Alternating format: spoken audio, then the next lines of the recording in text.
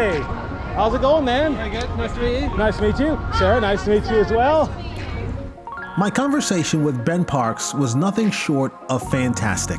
But the moment that really sticks out as being the most insightful was when he talked about the running mistake that's holding so many of us back.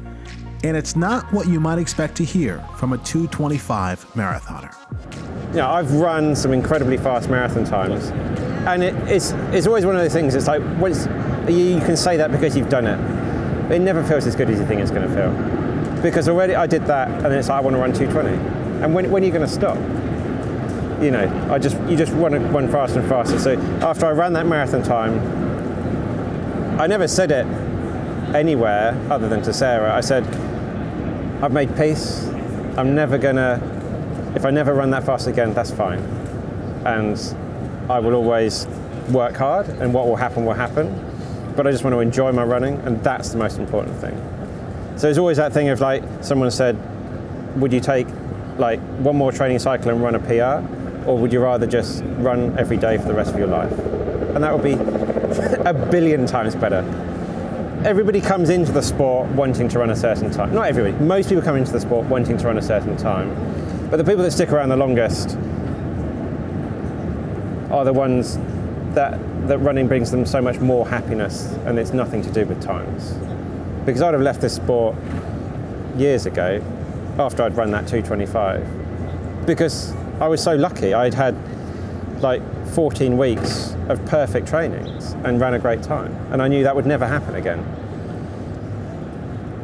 It might happen, but more than likely it isn't going to happen. And that's fine. And then I move on to do 5Ks, or I move on to running 100-mile races. And there's so many different things you can do in running rather than just chasing times. That's such a mature view, you know, and mature is not the best word, but it's just the word that comes to me. You sound like an old runner right now, like an old soul, Ben. And I don't even know how old you are, but you sound like an old. Well, I'm 38, so I've probably got another sort of 4 or 5 years of fast running before age will catch up with you. You get a natural decline, but that doesn't mean we can't do what we want to do. Do you think we'd be better served by letting time play a lesser role in our motivation? I think a lot of people will get quicker by just not focusing on it so much. If they're just out there enjoying life, enjoying their running, they're less stressed, they're more likely to be able to train better, they're more likely to be able to probably run a little bit more, maybe diversify their training a little bit with some yoga or some gym and some strength and some cycling. And they'll probably just naturally run a bit faster. I've always said the only reason I can run quite fast is because I run quite a lot. And most of the running I do, I just go out the front door. I don't know where I'm going to go. And Sarah says, well, where are you going running today? I don't know.